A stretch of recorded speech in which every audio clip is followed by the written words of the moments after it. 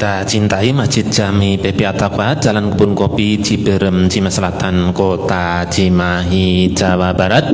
Tentunya berjumpa lagi bersama program Ngasuh Pengajian Ahad Subuh.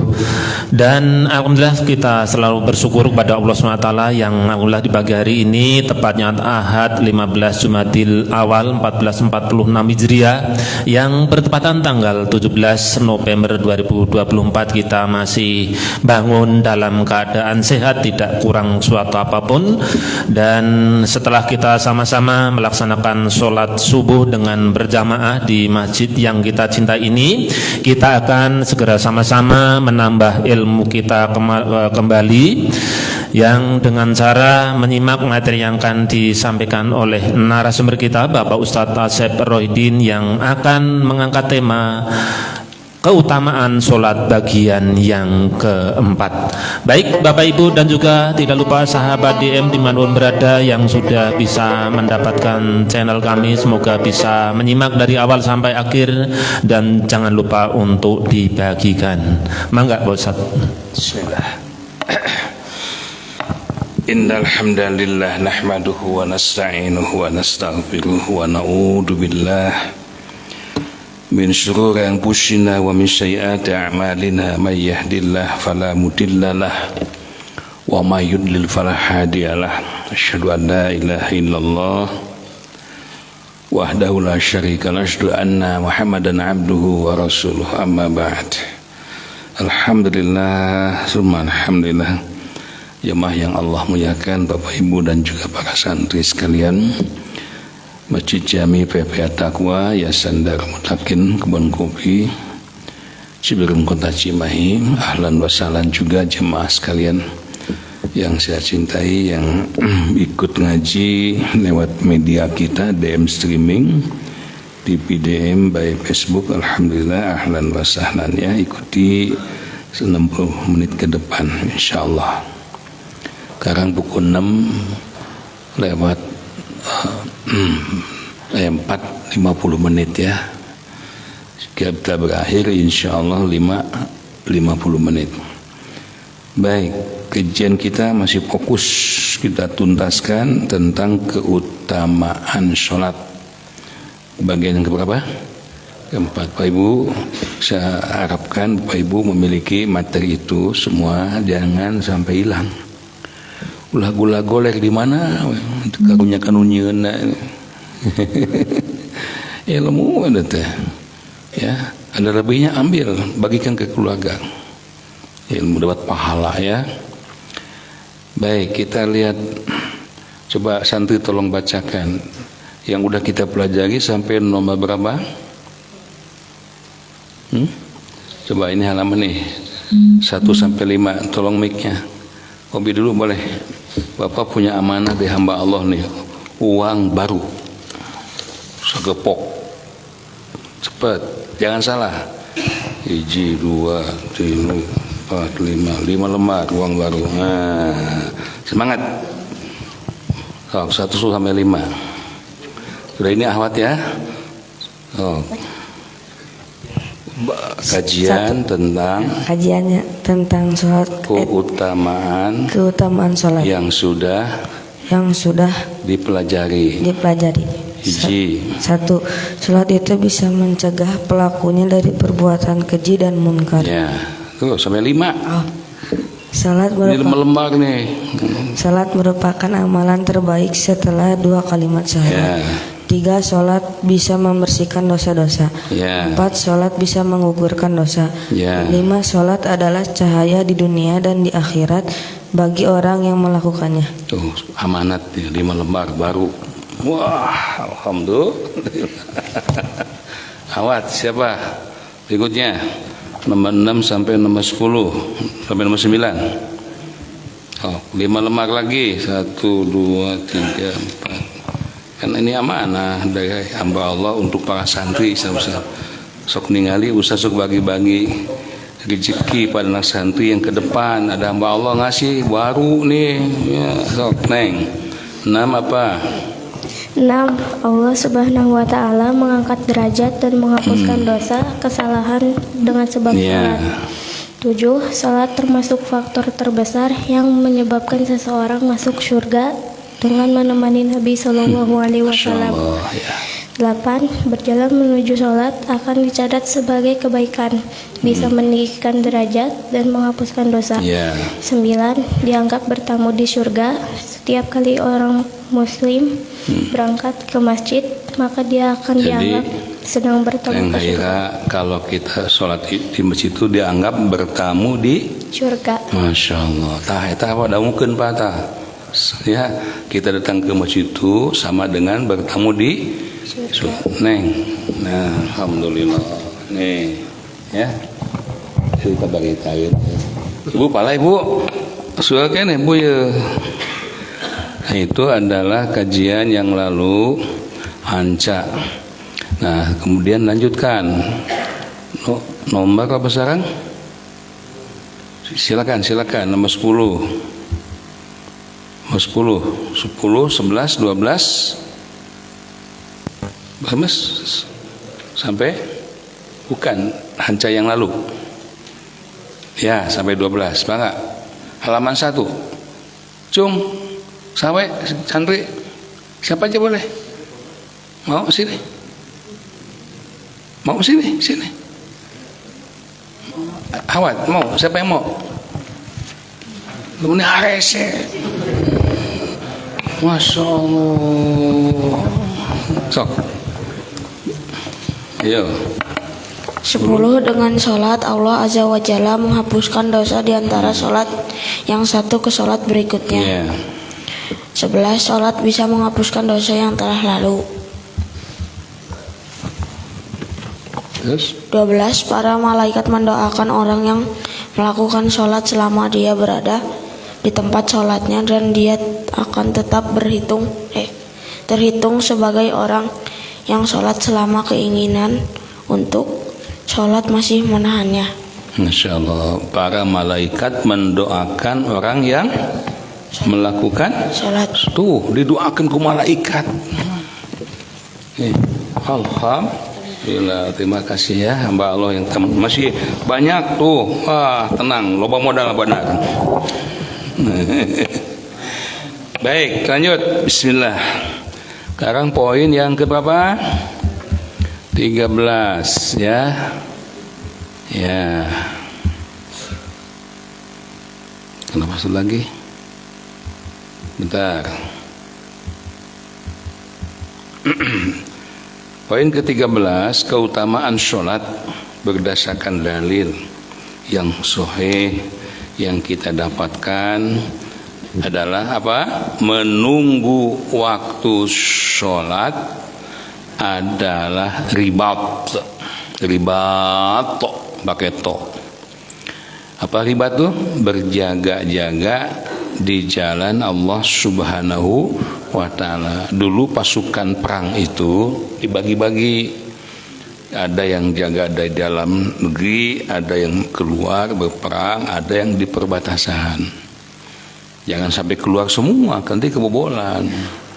Kalau lihat film-film zaman dulu begitu, ada benteng pertahanan dan sebagainya. Nah, apa maksudnya tugas ribat ini? Menjaga kalau ada musuh yang masuk mau niat jahat diperangi.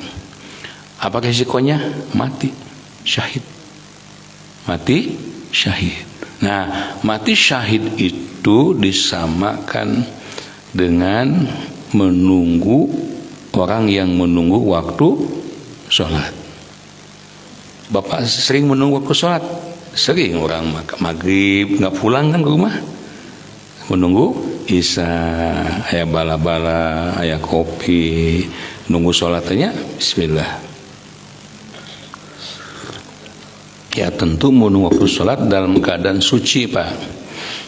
Dan dijelaskan dalam keadaan suci, tidak berhadas, kemudian dalam kondisi zikrullah. Ya, nunggu sholat main tiktokan tekaci ya. Bismillahirrahmanirrahim. Ala adullukum ala yamhullahu bihil khataya wa yarfa'u bihid darajat.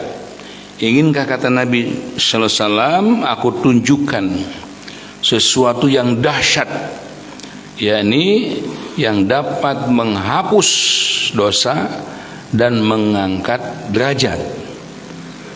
Sesuatu yang bisa menghapus dosa dan mengangkat derajat. Tolong pahami dulu nih kalimatnya. Jadi sesuatu yang Nabi tawarkan pada sahabat ini bukan main-main. Bila kau melakukannya, dosamu akan dihapus, derajatmu akan diangkat. Hebat kan? Tahun sekarang, bentar lagi 27 November ini, di mana orang lagi berlomba-lomba, berkompetisi, kompetisi. Beda tukang bola sama apal. Untuk berebut posisi anggota dewan kah dan sebagainya. Apa tujuan mereka? Diangkat, dapat yang banyak yang milih, banyak yang nyoblos, diangkat. Oh, berebut. Ternyata pakai modalnya. Baru tahu. ya, masya Allah, miliaran modalnya. Duka di mana menang modalnya? Allah. Nah, Rasul menawarkan hal yang lebih besar daripada itu. Hal adullukum au ala adullukum ala ma yamhullahu bihil khadaya wa yarfa'u bihid darajat. Maukah aku tunjukkan kepada kalian sesuatu yang dengan sebab sesuatu itu Allah akan menghapus dosa-dosa kalian dan Allah akan mengangkat derajat kalian. Mending mana? Mending diangkat derajat ku rakyat, mending diangkat derajat ku Allah. Kalau begitu jawabannya mestinya lebih banyak yang di masjid dah calon anggota dewan deh daripada belusukan. Mujeng. Ya kan begitu jawaban kita. Tapi karena manusia masih kena membela-bela yang diangkat oleh manusia ketimbang mau diangkat oleh Allah. Allah, kadang dalih terus kita sampaikan, ngaji di mana-mana, dijente-jentekan, dibeberkan, dipenyerbiaskan, hartos ke hartos. Tapi karena ke hartos saya ngaji itu ya. Qalu balaya Rasulullah, tentu saja ya Rasulullah, kami ingin tahu apakah itu. Ada 3. Ini usapal nih santri, Bapak Ibu usapal ya. Usapal. 1. Qol Rasulullah sallallahu alaihi wasallam bersabda, isbagul wudu'i fil makarihi, sempurnakanlah wudu meskipun di saat tidak menyenangkan. Hiji, tepi apanya? Dosa dihapus, derajat di apa itu? Menyempurnakan wudu. Wudu itu harus sempurna, tidak hanya asal basah. Saya ngeri Pak, terus terang, miris malah. Bukan di sini, bukan di Indonesia, di Mekah, di Mina lagi. Sehabis melempar Jum'ah Aqobah, artinya sudah haji kan? Datang ke Mina, kan antri tuh yang udah pulang melempar tuh, yang mau sholat itu, lihat wudu itu, mau ke zaman antri, udah ke zaman mau ke tempat wudu antri, sampai kiri, lihat meletet, ayah yang ada 10 kan itu. Tinggal hiji ya Allah, wudu na eta haji, jemaah haji ta. Punten Pak, mungkin yang kebetulan aja yang saya lihat mungkin ya, enggak semua. Ya, Allahu Akbar, ketika basuh muka gini benar sebenarnya disimbahan itu. Basuh tangan ikan nih, hiji, 2, 3. Yang lucu basuh mengusap, bukan basuh, mengusap kepala. Ini ya. Basuh kaki di Solo kene suku teh kana kancai gitu hiji gitu tah. 2, 3 eta teh jemaah haji long darik deui. Padahal Rasul menyatakan tegas la sholata liman wala wudu'a lahu, teu sah salatna orang yang tidak benar wudunya. Ayo. Jadi keabsahan salat itu harus dimulai dari wudu.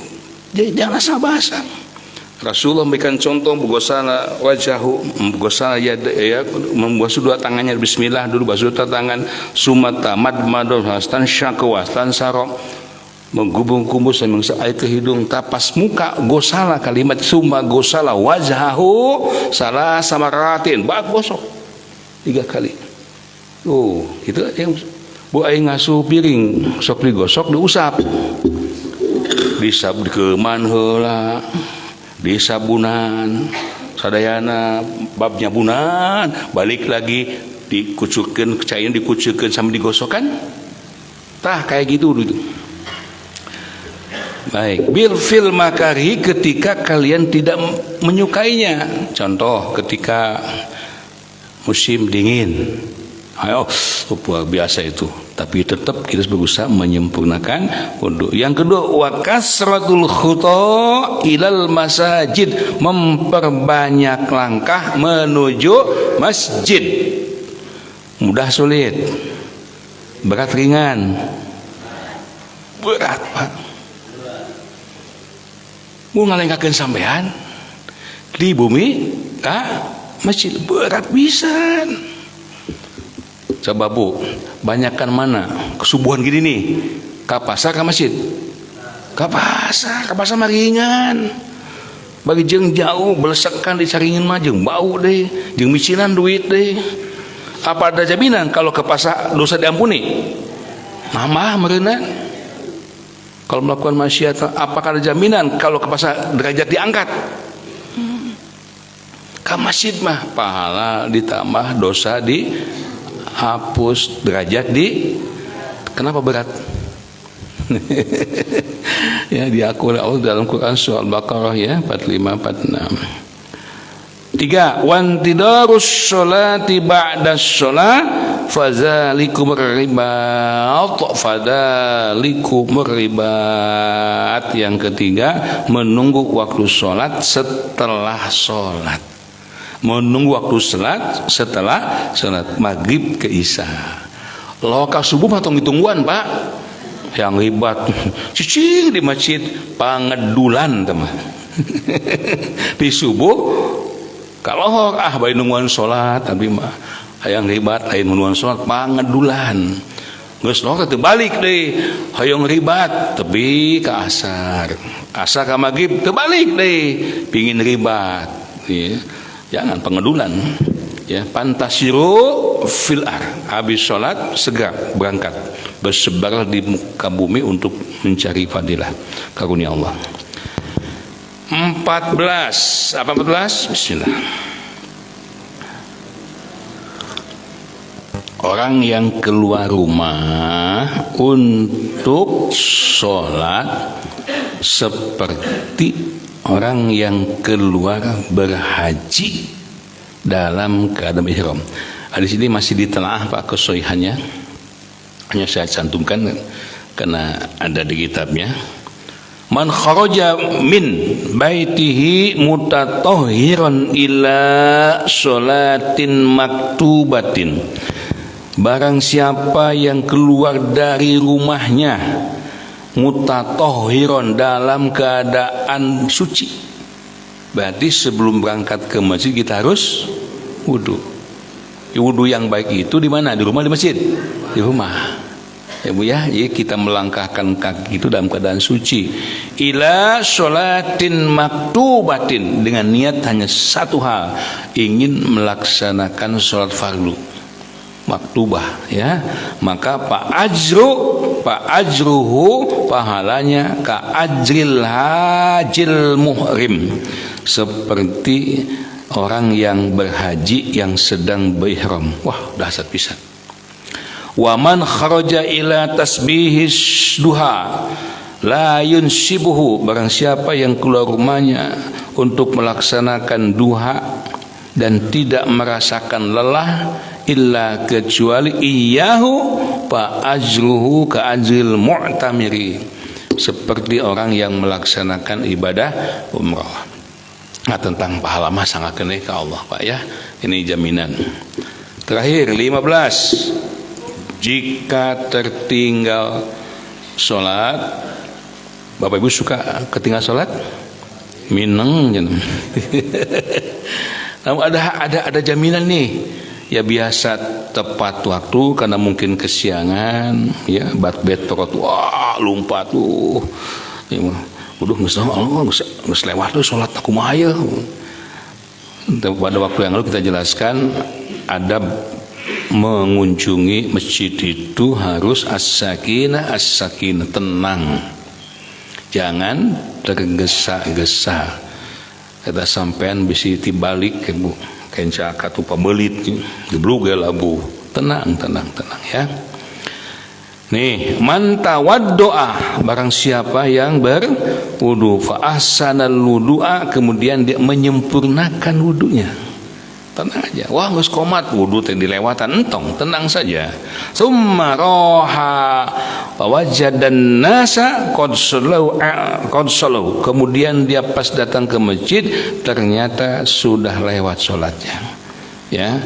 Jadi qad sallu dia jemaah sudah selesai melakukan salatnya, maka a'tahullahu azza wa jalla, Allah akan tetap memberikan pahala misla ajri man shallaha wa daraha la yanqusu dzalika min ujurihim syai'a.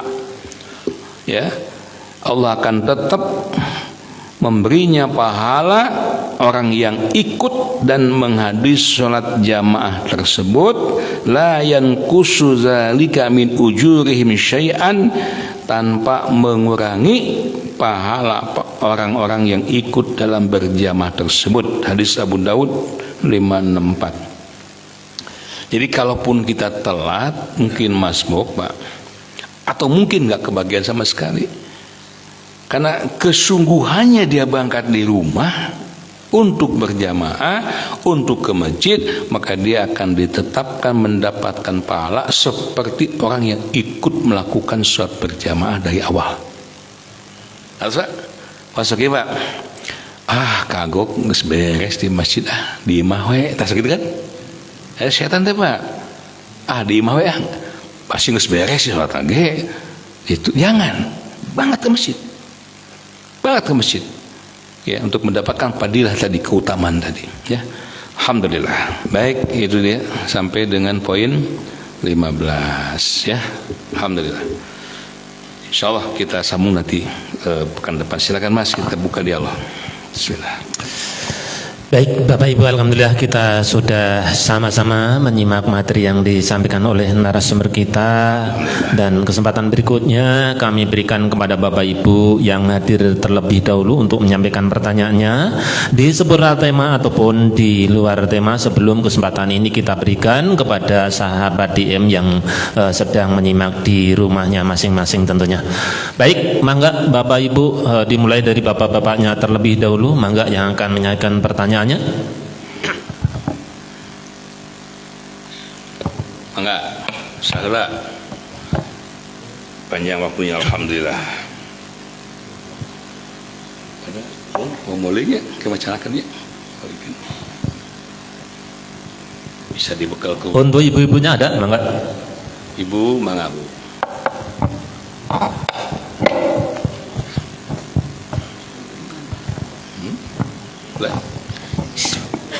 Bismillahirrahmanirrahim.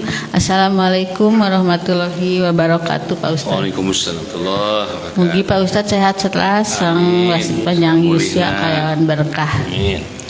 Ditaroskeun ieu Pak Ustadz, pami salat kitunya seperti salat sunat. Ai niat ngawitan teh bade 4 rakaat. Tapi digintosku 2 rakaat eta sah teu Pak Ustadz salatna kitu. Kunaon? Iya waktosna teh sok kabujeng adan atau napi naon gitu. Oh gitu. Hatur nuhun Pak Ustadz. Assalamualaikum warahmatullahi wabarakatuh. Alhamdulillah. Mungkin yang maksud salat malam Bu ya.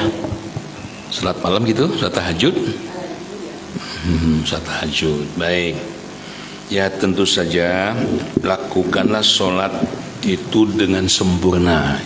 Itu panduannya Pak. Sallu kama ra'aitumuni usolli. Salat yang sempurna adalah sebagaimana kalian melihat aku sholat, kata Nabi SAW.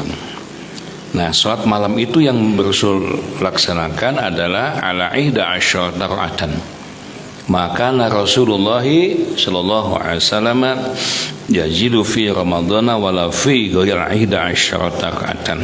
Ada Nabi SAW tidak pernah menambah atau melebihi jumlah rakaatnya ketika sholat malamnya, baik di bulan Ramadan maupun di luar Ramadan, dari 11 rakaat. Itu yang prinsip ya.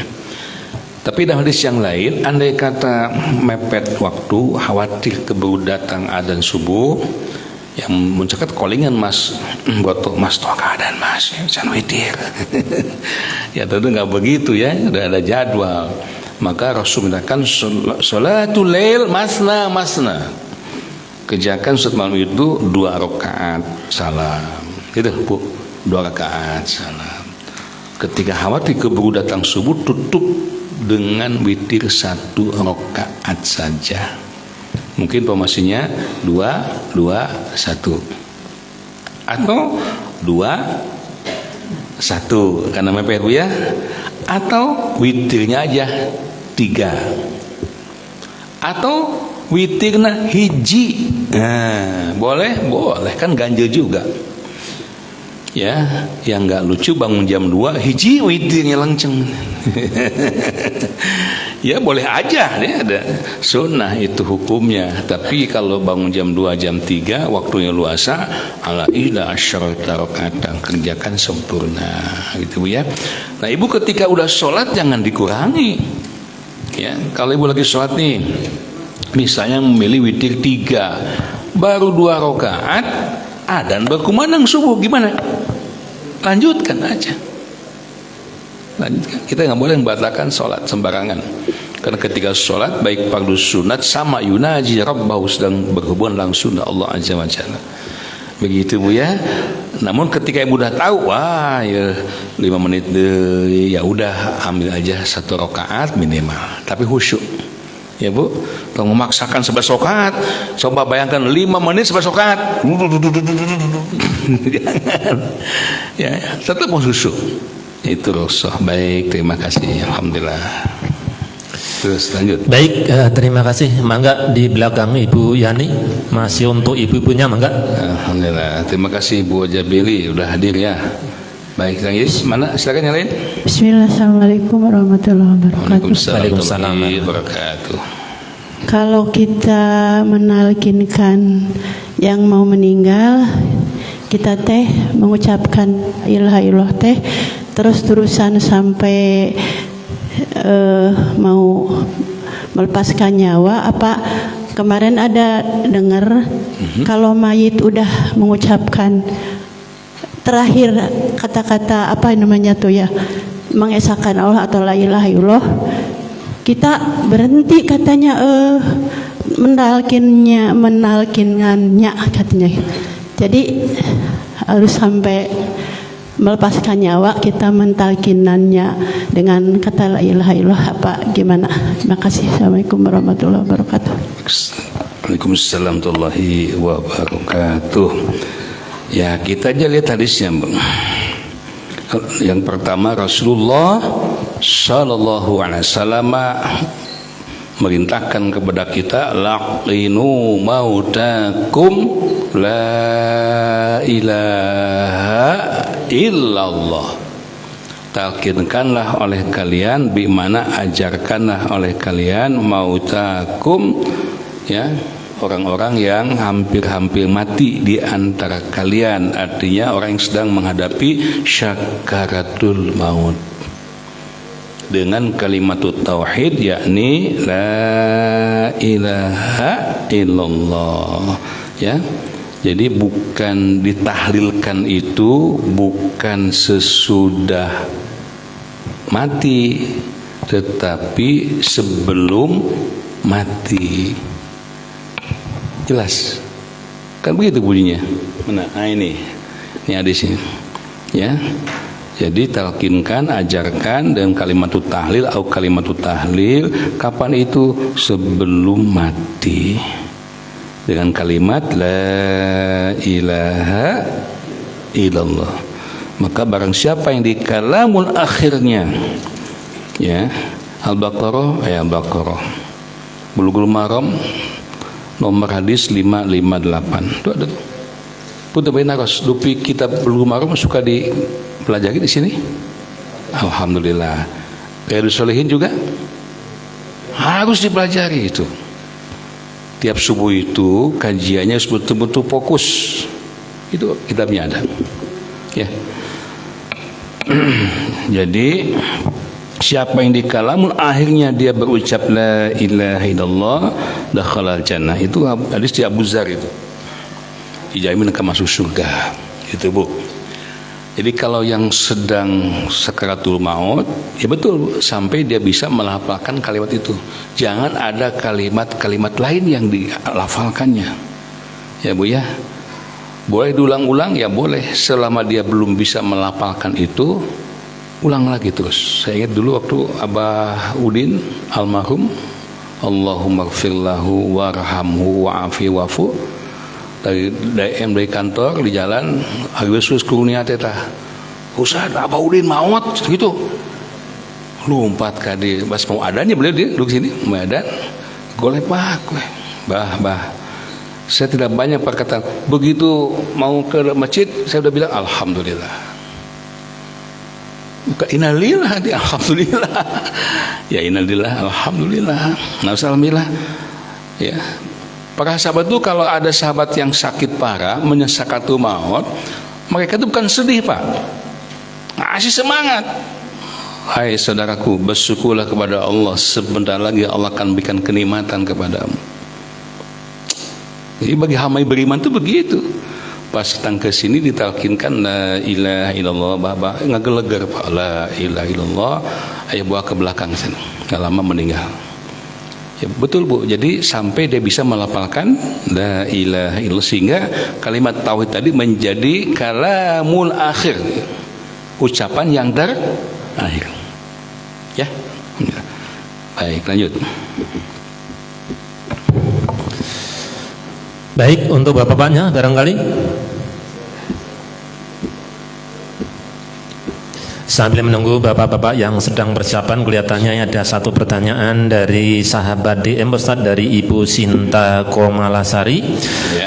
Assalamualaikum warahmatullahi wabarakatuh. Waalaikumsalam. Pak Ustaz, mau bertanya, seandainya misalkan seorang laki-laki ikut berjamaah bawa anak kecil, terus si anak tersebut menaiki punggung ayahnya di kala sujud, pas mau berdiri anak tersebut enggak lepas, terus saja ada di punggung ayahnya tersebut. Apa yang harus dilakukan ayahnya? Apa harus dilepaskan anak tersebut sambil sholat atau bagaimana Pak Ustaz? Bagus banget pertanyaannya. Ya, diurang masuk kieu Bu, mendek sholat teh barudak keluar jajan. Ini cing jauh, bapak dek sholat. Itu punya.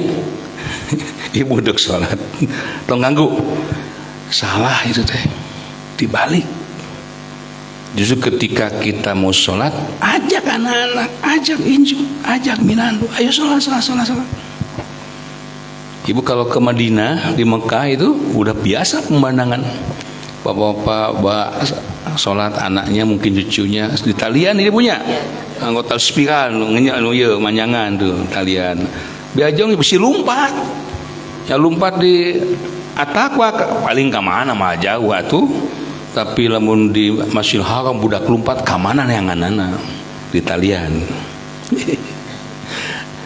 Boleh mengujuk hadis Nabi SAW ketika baginda Rasulullah sholat, tiba-tiba Husain dan Hasan yang dibawa ikut saudara Rasulullah naik ke punggung beliau. Ya anak-anak kecil sama aja kan sifatnya. Ya, lama lagi bermain di punggung Rasulullah SAW. Rasul melamakan sujudnya, tidak segera bangkit. Artinya memberikan kesempatan pada cucunya, kalau dikaji di dalam dunia pendidikan, untuk observasi karena akhirnya teh Rasulullah SAW yang mulia itu. Begitu Bu. Ya. Terus gimana kalau kita jadi makmum? Kan nggak bisa lama-lama, imam berdiri ya berdiri. Anaknya pangku, tong dialungkan ada Bu, budak teh dialungkan pangku, Ya, itu cucu Pak Haji itu lucu loh, masya Allah, kabeh di salaman. Ya betul ibu yang bertanya ya. Ya, jadi boleh sholat sambil mengamankan anak-anak gitu. Maka itu masjid yang umumnya justru masjid yang tidak istilahnya itu tidak nyaman untuk anak-anak. Budak kulumpatan, budak kuli masjid tong ulin atau kudu kumaha budak teh. Justru kalau anak banyak di masjid main dan sebagainya harus gembira daripada anak main di jalanan. Di masjid diusir, di madrasah diusir, tunggu mana ke perapatan lampu merah budak teh. Biarkan dia, tinggal nanti dibina oleh kita.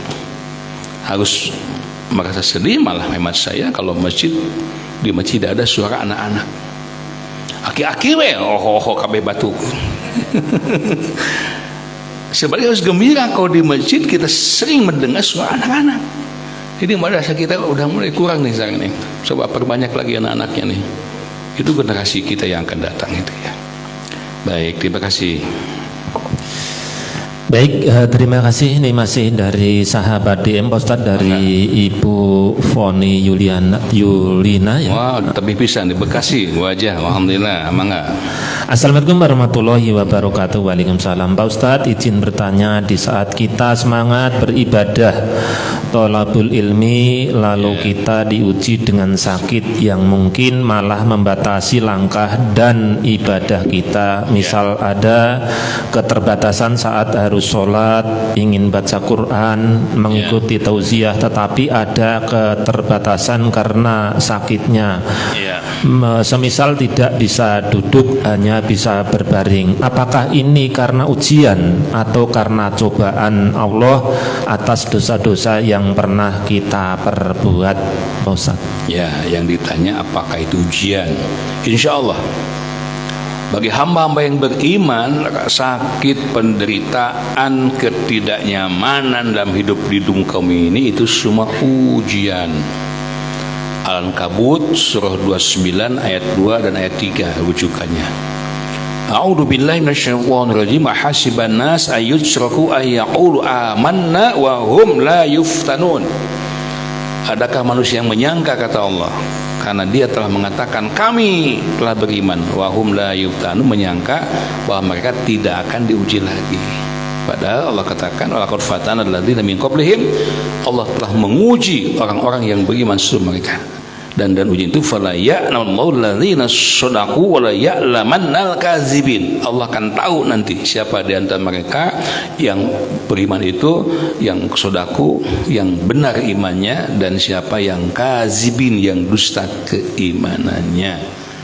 Yang kedua rujukannya Al-Baqarah 155 sampai 157. Insyaallah ujian Bu aja. Ya, ujian. Makanya sabar. Dan kita dapat bonus, Pak. Ya, siapa yang sakit satu, dua, siapa yang sedang sabar, ketika dia tidak bisa melaksanakan sholat sunnah yang biasa kerjakan, kalau sabar jelas kan, sholat sunnah itu cuma dua, tahiyat apa itu, sholat qobla subuh dan sholat malam qiyamul lail ya, yang lainnya dibebaskan, tapi tetap dapat pahala. Bagi yang dawam, taramnya mual. Yang sakit pun demikian. Ya, ketika ibu nggak bisa berdiri, sholli qa'iman, Nabi bersabda, salatlah kau sambil berdiri. Fa illam tastati fa qa'idan, nggak bisa berdiri karena sakit, silakan duduk.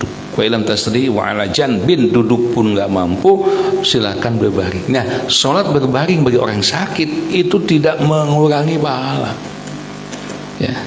Satu lagi, dan ujian-ujian tersebut bagi hamba yang beriman, ketika dia sabar menghadapinya, artinya tetap dia ibadah dia lakukan. Itu sabar itu. Ya, kan sabar itu ada 3 ya. Siapa yang tahu santri? Sabar itu ada 3. Ini masih banyak, lupa Bapak nih. Pokok segala materi. Silakan sebutkan salah satu. Sabar itu ada 3. Pertama, coba dalam 1, 2, 3, 4, 5 uang baru nih di hamba Allah. Nih, cepat. Sobar itu ada 3 macam. Ayo.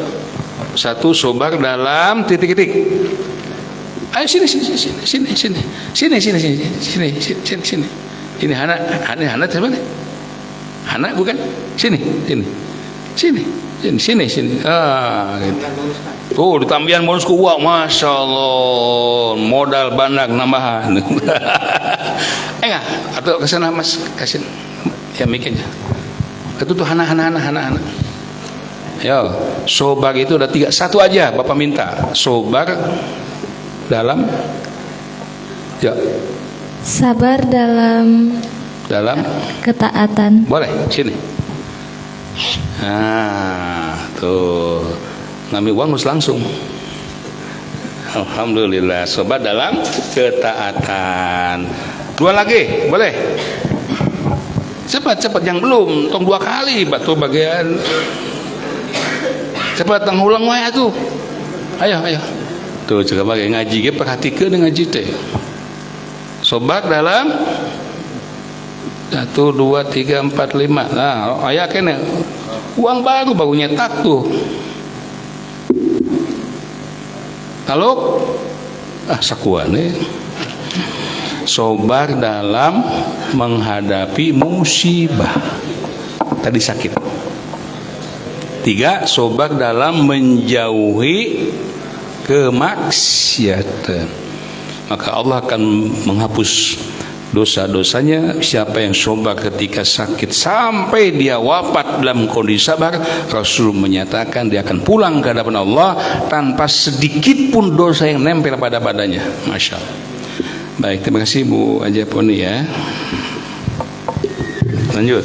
Baik, kesempatan masih ada untuk Bapak Ibu, dan ini masih dari sahabat DM. Pak Ustadz, maaf, satu lagi dari Ibu Ratna Triana. Assalamualaikum warahmatullahi wabarakatuh. Waalaikumsalam. Dari mana beliau? Tidak ada alamatnya Pak Ustadz. Ya, apa-apa. Assalamualaikum warahmatullahi wabarakatuh. Waalaikumsalam. Pak Ustadz, izin bertanya, apakah perempuan diwajibkan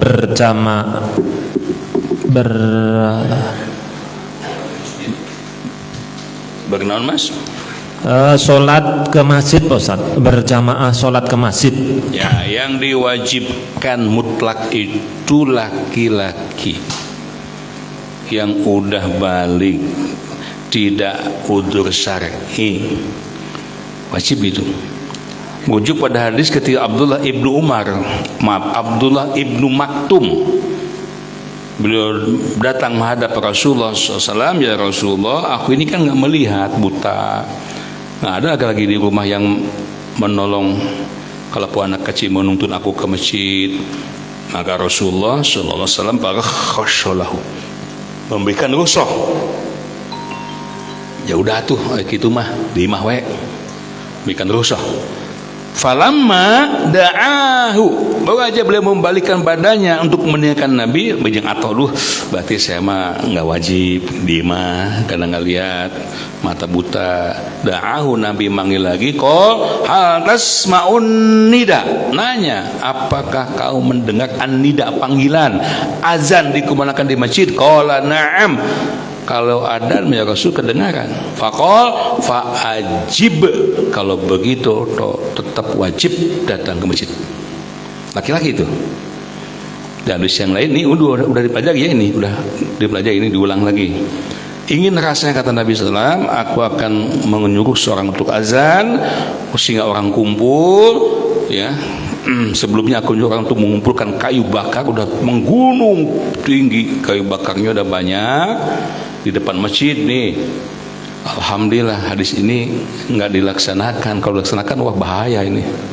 Terus aku menyuruh orang untuk azan, iqamah, akan memerintahkan seorang untuk mengimami manusia. Aku sendiri ukhalifa ila rijalin yashhaduna shalah, keliling kampung, infeksi ya, menyusuri orang-orang laki-laki yang balik, yang tidak wada udur, tapi la yashhaduna shalah, tidak mau ikut berjamaah ke masjid.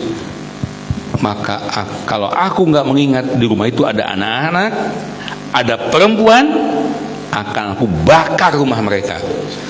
Mun ieu dilaksanakeun bahaya ya. DKM nama seksi pameleman imah. Jadi subuh teh ben kahuruan tuh teu salat berarti. Ya, tapi ini hanya sabda Nabi seandainya, bermakna bahwa bagi laki-laki itu masya Allah harus ke masjid, perempuan tidak wajib, ya Bu ya. Namun Rasul juga menyatakan jangan kalian halang-halangi bila ada perempuan istri kalian yang mau ke masjid. Yang penting dipastikan aman. Insya Allah di kita udah aman semua, insya Allah Bu ya. Apalagi tempatnya leluasa, tidak ikhtilat bercampur dengan laki-laki. Di rumah ibu sendirian, mending ke masjid bersama bapak, bersama anak dan keluarga. Lebih bagus lagi. Bahkan saya berharap masjid kita ini menjadi masjid keluarga. Iya, masjid keluarga. Nu boga keluarga, nu gaduh istri, nu can gaduh ya nganeula. Dia punya keluarga. Baik, terima kasih. Mangga untuk ibu-ibunya tadi akan bertanya, waktu masih ada. Mangga. Alhamdulillah. Assalamualaikum warahmatullahi wabarakatuh. Assalamualaikum. Izin bertanya Pak Ustadz. Mangga Bu Haji. Mengenai tentang dakwah. Saya tuh kalau pulang ke Jawa Pak, mengajak keluarga semuanya sama tetangga ya. Setiap pulang tuh kembali kepada tauhid dan kepada Al-Quran dan Sunnah. Sering sekali Pak, saya setiap pulang. Namun sekarang ini apabila saya pulang tuh malah mereka itu menjauh dari kita Pak. Apakah kita itu harus berjuang terus? Apakah harus berhenti di situ? Gitu. Yang keduanya, apabila kita sholat belum beres tuh, baru mau zikir, berdoa gitu. Tetapi keburu kentut, apakah itu boleh dilanjutkan berzikir? Apakah wudu dulu gitu? Apakah diperbolehkan gitu dilanjutkan Pak Ustadz? Terima kasih. Assalamualaikum warahmatullahi wabarakatuh. Assalamualaikum. Yang pertama tentang dakwah, kewajiban dakwah itu disebutkan dalam Al-Quran, diantaranya Al-Imran 110. Ya, tugas dakwah 2, ta'muruna bil ma'rufi wa tanhauna 'anil munkar, ngajak orang berbuat ma'ruf, berbuat kebajikan, melaksanakan perintah-perintah Allah, mengikuti sunnah Rasul. Yang kedua, mencegah orang supaya tidak melakukan kemunkaran. Ibu sudah melaksanakannya di kampung halaman, ternyata ada orang yang nggak suka, malah menjauh. Pertanyaannya, lanjutkan apa berhenti? Lanjutkan. Sampai kapan dakwah kita? Kewajiban dakwah sampai akhir hayat. Kenapa demikian? Nabi mencontohkan. Ya, Rasulullah SAW beliau berdakwah sampai akhir hayat, menjelang berapa saat akan wafatnya. Di antara yang keluar dari mulut beliau yang mulia, amanah kepada para sahabatnya, juga amanah pada semua umatnya termasuk kita. Ummati, ummati, ummati, as-sholah, as-sholah, as-sholah. Itu ketika mau melepaskan napas terakhir, beliau menitipkan pada kita untuk jaga sholat, jaga sholat, jaga sholat. Itu dakwah. Ya Bu, lanjutkan Bu, lanjutkan, tidak boleh berhenti. Bahkan kita harus kreatif dan berdakwah itu harus inovatif. Ya, kemarin di Jitu saya coba rubah polanya. Alhamdulillah 1 jam betul-betul sampai adzan di masjid itu, sampai orang tuh pada lupa saking senangnya ngaji dan format yang baru. Ya, ke depan minta tambah waktunya, katanya masih kurang 1 jam. Oh, kreatif Bu. Nonton film, pas nonton film sampai 500 orang. Masya Allah, cuan ki kurang karunya, balanya doi makan siang. Jadi kreatif, gimana cara untuk motivasi umat. Yang paling penting lagi, nah dalam dakwah itu sampaikan dengan keikhlasan. Ya Bu, jangan sampai dakwah karena ingin mendapatkan upah. Ya Bu. Ya, dakwah itu lillahi ta'ala. Tentang gimana upah, kita kan punya anak, punya keluarga, serahkan kepada Allah Azza wa Jalla. yakin Allah Azza wa Jalla pasti akan menjamin hamba-hambanya yang berdakwah menyampaikan Quran dan Sunnah dengan penuh keikhlasan. Ini Ibu, ini lihat nih Quran surah Al-An'am ayat 90. Boleh, atau ada di A'raf 113. Tuh, banyak ayatnya nih. Ya. Atau saya munculkan As-Su'ara. Banyak nih. As-Su'ara 109. Boleh nih. Banyak nih. As-Su'ara 109. Boleh nih. Banyak nih. A'udzu billahi minasyaitonir rajim. Wa ma as'alukum 'alaihi min ajrin illa ajriya illa 'ala rabbil alamin. Saya ulangi.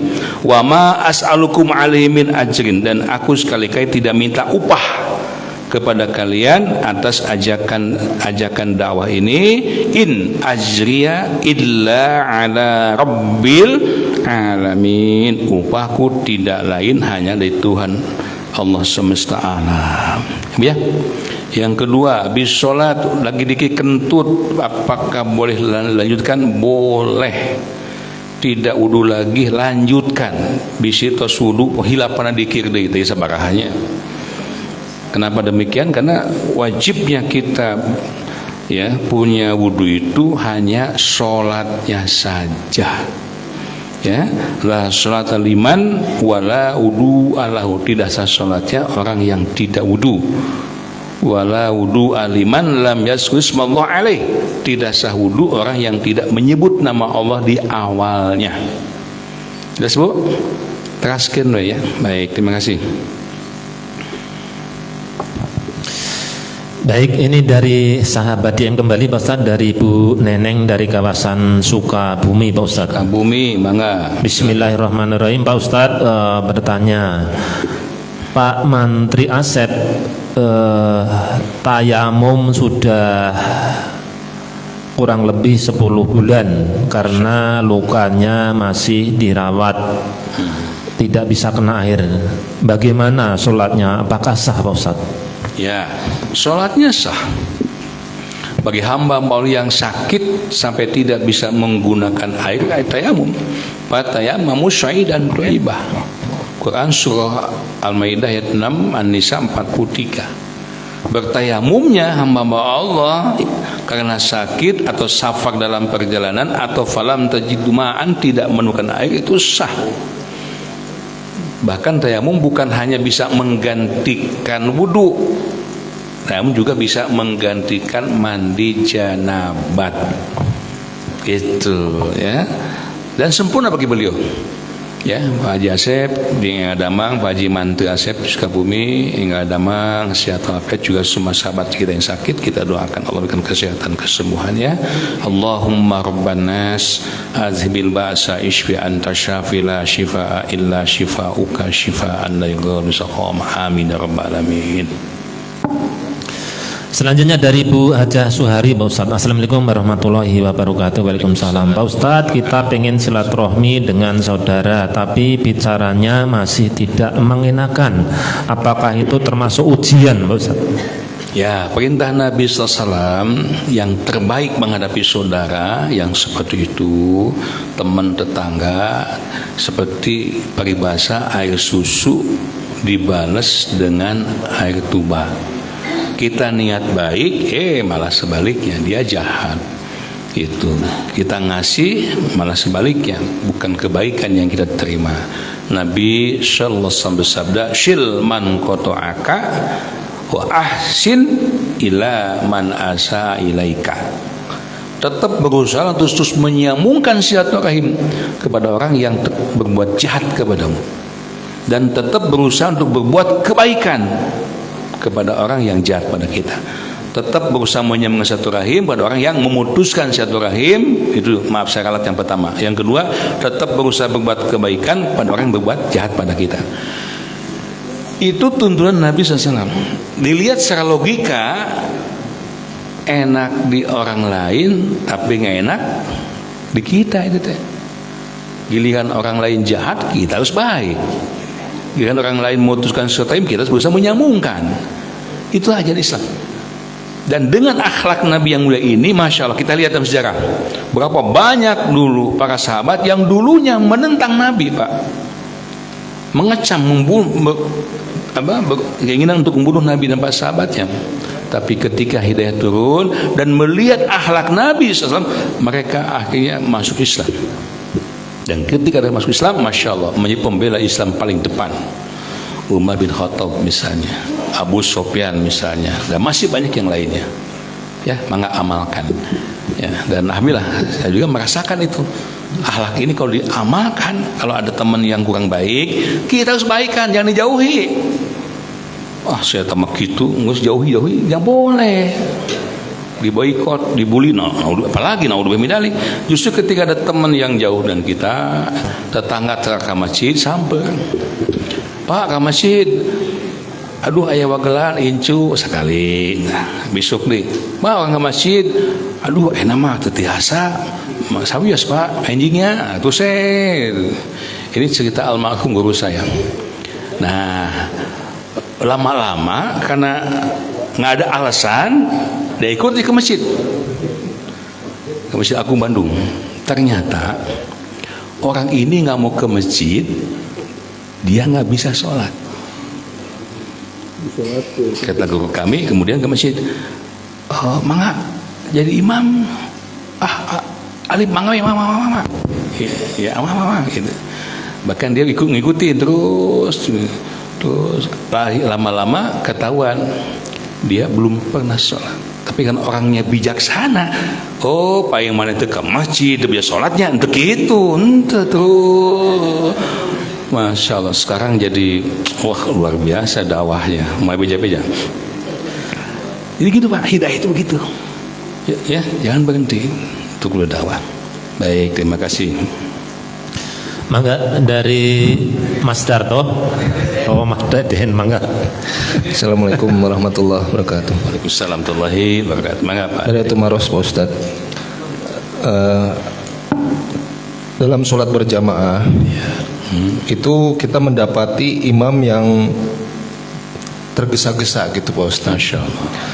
Apakah kita itu harus keluar dari jemaah itu dan melaksanakan sholat sendiri atau meneruskan Pak Ustaz? Itu pertanyaan yang pertama. Yang kedua, itu kalau kita misalnya kita sholat itu kan harus mulut kita itu bergerak kan Pak Ustaz ya, bukan di dalam hati. Nah itu batasan dari sholat yang dikatakan itu di bibir itu bergerak, batasan itu seperti apa gitu? Itu kan jangan sampai mengganggu kehusuan orang yang di sebelahnya gitu Ustaz. Itu batasannya seperti apa? Nah terus yang ketiga Pak Ustaz. Wah tilu mas, catat. Diborong. Itu kalau di kantor Pak Ustaz, kan di kantor itu tidak ada masjid Pak Ustaz. Itu menggunakan ruangan yang besar gitu. Pada saat sholat Jumat, apakah sholat Jumatnya itu sah? Atau bagaimana Pak Ustaz? Mohon penjelasannya. Assalamualaikum warahmatullahi wabarakatuh. Waalaikumsalam warahmatullahi wabarakatuh. Ini ilmu untuk kita ini, pertanyaan itu ilmu Pak. Untuk saya apalagi, Bapak Ibu kita semua jadi ilmu tuh. Ya Bu ya, perhatikan Bu. Kalau saya lupa, tolong ingatkan Mas ya. Yang pertama tadi tentang berjamaah. Imam yang tergesa-gesa kita harus memisahkan. Ada imam yang terlalu cepat, ada juga sebaliknya terlalu lama. Muaz pernah itu jadi imam Isya Al-Baqarah nih baca. Ada sahabat yang mundur, Mufarokoh namanya. Kehel imam teh jelema saha meureun gitu. Dua-duanya datang pada Rasulullah. Apa nasihat Nabi? Kalau kau jadi imam, mengimami orang banyak, fal yukhafif, ringankanlah bacaanmu. Kenapa? Karena fihim di antara mereka ada as-shagir wal kabir wa zal hajat wal marid. Di belakangmu itu ada anak kecil, ada aki-aki geus kolot karunya nangtung lila teuing peunan hitut teh Pak. Pun ke halaman. Aduh, yang hitut ya. Sujud lila teh yang hitut. Kemudian yang sakit gigi mah ada yang sakit, ya ada yang punya keperluan. Tapi kalau kau sholat sendirian, sok silakan. Bagi yang terlalu panjang, kau yang terlalu cepat itu kan merusak juga pada sholatnya. Kita baru alhamdulillah imam ruku, ayo kumang budakna, nggak akan benar. Sementara dalam Al-Quran kita diwajibkan warattil Qur'ana tartila, harus tartil baca Al-Quran ayatan. Nah, berarti apa sih kita mufarokoh aja daripada rusak sholat kita. Mufarokoh itu artinya memisahkan diri. Tinggalkan deh. Pas imam assalamualaikum karena sorangan imamnya sorangan, bukan kabeh mufarokoh. Ya, nanti mungkin sampaikan saran pada yang bersangkutan supaya jangan terlalu cepat. Tapi bab tarawehan mah Bu, anu gancang sholat teh payu teh. Favorit. Masya Allah. Nah, ini sebabnya di DM ini setiap Ahad kita digali tentang sholat ini. Mudah-mudahan sedikit-sedikit ilmu nempel, termasuk saya sendiri bisa lebih memperbaiki kehusuan sholat kita, insya Allah. Pak ya, ikuti terus. Baik, lanjut Mas. Yang kedua tadi batasan tentang membaca. Oh ya, dalam sholat itu ada yang harus dijaharkan, ada yang harus disyirkan. Yang harus dijaharkan selain Al-Fatihah dan ayat-ayat Quran ketika sholat malam, juga takbir intiqal selain takbiratul ihram. Adapun doa-doanya syirk. Batasnya gimana? Ud'u rabbakum tadarruan wa khufyatan, itu batasannya. Mohonlah kalian pada Allah, berdoalah pada Allah, termasuk suatu kan doa semua itu. Dengan cara tadarruan, merendahkan diri, penuh keusuhan, wa khufyatan, khufyah, cukup didengar oleh diri sendiri. Makanya kepada Mas teknisi deh Mas Sugeng, Mas tolong mic-nya dikecilkan aja, mic imam kecilkan aja gitu. Terlalu gede hingga suara imam bisa keluar nanti, kecuali takbir intiqal Allahu akbar ngaluna Allahu akbar entong gitu. Pernah Pak di satu tempat yang disebut tempat itu ruku encan akhirnya neleng encan ya, harus Bapak kau jadi imam takbir tapi intiqal, apalagi ada ibu-ibu di belakang, itu keraskan. Intiqalnya aja Allahu akbar. Sami Allah liman hamidah. Ya, Allahu akbar. Nah, ketika sujud kita berdoa subhanakallahumma rabbana wa bihamdika Allahumma gfirli, khufyah. Cukup didengar oleh diri sendiri, tapi diucapkan. Ya, dilapalkan kan dia tadi, direnteskan. Tidak usah kiri kanan kita mendengar. Itu kan mengganggu. Terima kasih. 3. Yang ketiga tadi, apakah sah sholatnya untuk berjamaah untuk sholat Jumat karena di ruangan? Salah satu kelebihan Nabi SAW beliau menyatakan dari nabi-nabi yang lain, diantaranya semua permukaan bumi ini sah dipakai sholat. Jumatan di kantor boleh? Boleh. Jumatan di lapang bola boleh? Boleh. Jumatan saya lihat di medsos itu ada di China kelihatannya di pasar Pak. Boleh? Boleh. Hanya kalau Kang Deden Jumatan di kantor tidak ada tahiyatul kantor. Kalau Jumatan di lapang ada tahiyatul lapang. Allahu akbar. Siapa di kampus di Bandung di Soekarno-Hatta? Jangan sebut kampusnya. Allahu akbar. Maksud saya jelaskan. Di sini tidak ada itu masjid molo. Total dosen deh. Bagi sholat dipegat saya. Pak Ustaz sebentar boleh tanya? Oh boleh, senang saya ditanya. Kenapa nggak bilang tidak ada tahiyatul masjid di sini? Saya baca hadisnya. Iza dakhala ahadukum masjidah fala yajlis hatta yusra'atain. Apabila seseorang di antara kalian masuk ke dalam masjid, jangan lu duduk hingga dia sholat 2 rakaat. Pak dosen, Ini apa? Masjid apa kelas? Kelas. Berarti tadi teh Bapak bukan tahiyatul masjid, tahiyatul kelas. Oh iya nya cenah. Bu kepikir. Ya Merdeka ada lapang badminton di lantai 3 itu dari toko kue itu. Tahiyatul masjid. Saya jelaskan lagi, nanya lagi itu. Ustaz, kenapa saya nggak boleh tahiyatul masjid di sini? Ini masjid apa? Lapang badminton, lapang badminton. Berarti tadi Bapak itu melakukan sholat tahiyatul di Asia Afrika ala-ala itu. Dulu itu musola tulisannya. Saya tidak melaksanakan tahiyatul masjid karena itu musola. Nah sekarang diganti karena saya nyampaikan dalil begitu. Kalau ingin ada tahiyatul masjid, robah jadi masjid. Di masjid sekarang. Masya Allah. Gimana Mas? Siap? Siapnya? Ya silakan. Alhamdulillah, terima kasih yang udah masuk. Masya Allah. Mangga. Ini pendengar sekalian, kita sedang lelang. Granit masih belum terpenuhi ya, 400 dus ya untuk mengkapar masjid kita. Ya silakan, terima kasih. Yang mau wakaf mangga sampaikan langsung aja. Boleh kontak ke nomor WA Center DM 081560966268. Jazakumullahu khairan masholli alaihim. Konsumsi sarapan pagi nuhun ibu-ibu bapak hamba Allah yang telah menyiapkan ya. Alhamdulillah ada rezekinya, alhamdulillah tidak ada nggak apa-apa Bu. Jangan dipaksakan ya. Kita ingin ngaji benar di sini bukan yang lainnya. Terima kasih atas perhatiannya. Maafkan saya. Insya Allah ketemu Ahad depan. Saya masih ada di Indonesia. Ahad depan Insya Allah kita ngaji sebelum berangkat nanti. Allahumma anfa'na bima 'allamtana wa 'allimna ma yanfa'una warzuqna ilman yanfa'una.